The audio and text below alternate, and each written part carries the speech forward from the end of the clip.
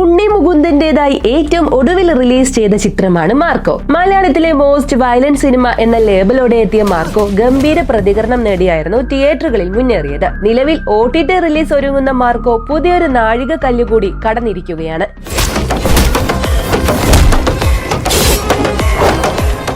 തിയേറ്ററുകളിൽ 50 ദിവസങ്ങളാണ് ഉണ്ണി മുകുന്ദൻ ചിത്രം ഇപ്പോൾ പിന്നിട്ടിരിക്കുന്നത്. ബോക്സ് ഓഫീസിൽ 115 കോടിയോളം രൂപയാണ് ചിത്രം കരസ്ഥമാക്കിയത്. അതേസമയം കഴിഞ്ഞ വർഷത്തെ 6ാമത്തെ 100 കോടി ക്ലബ്ബ് സിനിമയാണ് Marco.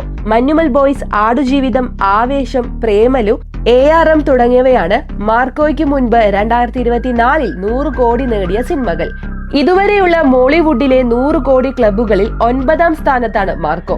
Manjummel boys 2018, Pulimurugan, Lucifer, Premalu, Aadujeevitham, ആവേശം, ARM എന്നിവയാണ് മറ്റ് സിനിമകൾ. ഇതിൽ നിങ്ങളുടെ ഫേവറേറ്റ് മൂവി കമന്റ് ചെയ്യൂ.